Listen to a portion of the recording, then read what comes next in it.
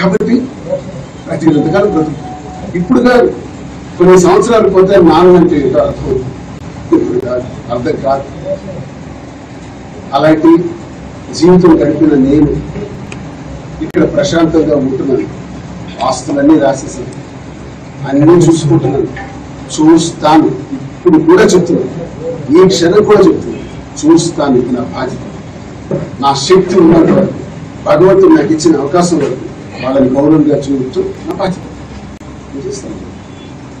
దీనికి మన రాత్రి వచ్చింది తండ్రి దగ్గరికి. పిల్లలు రావాల్సిన సమయం రాత్రి 11, 12, 1 గంట, 2 కార్లు, గాన భజన, మనుషులు, కొంతమంది తెలుగుదేశం పార్టీకి చెందినటువంటి నా గుమ్మో దగ్గర కూడా ఎప్పుడు తారసపడని వాళ్ళు, నన్ను ఫేస్ టు ఫేస్ కూడా ఎదురు పడని వాళ్ళు, టీడీపీకి చెందినటువంటి వాళ్ళు, ప్రత్యర్థి పార్టీకి చెందిన వాళ్ళు చాలా మంది రోడ్డు మీద కాపలా.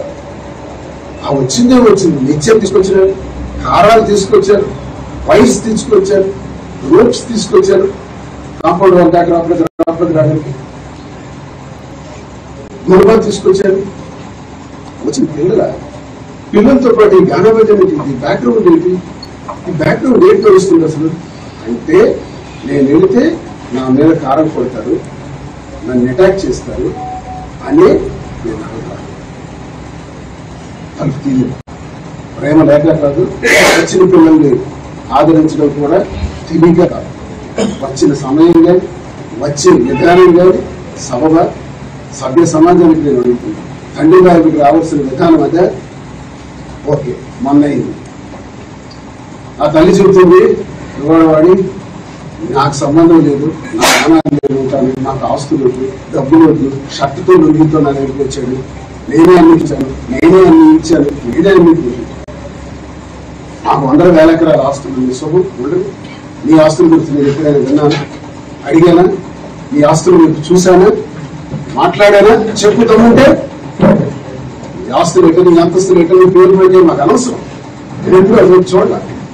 ఇది నీకుంటే ఇప్పుడు నీకు బాగుంటుంది, ఆ తప్పే అని చెప్పి నిన్న రాత్రి పెద్ద కూతురు చేసుకుని ఇంటి దగ్గరికి వచ్చి, ఇది నన్ను కలిసే విధానం అండి. నేను అల్లని చెప్తూనే పిల్లతో వచ్చి, పాపతో వచ్చి గేటుకి దూరపాలతో పోల్చి గేట్ని ఊడగొట్టి లోపలికి డ్రెస్ పాస్ చేసి, ఇది steel door, Tata door steel door, ఈ డోర్ కి పవర్ ప్లేట్ పెట్టి కట్ చేసి లాక్. దీని సంప్రదాయం అంటారా? తండ్రిని కలిసి కలవటానికి వెళ్లే విధానం అంటారా? భర్తతో మాట్లాడడానికి వచ్చిన సంస్కారం అంటారా? భర్తని ఎదురొద్ది భర్తని లేపేయడానికి భర్తని ఒక నెంబర్ పెట్టేసినారు కదా, అది వాడవాడి. అదే రకంగా ఈ రోజు రాలేదు అనడానికి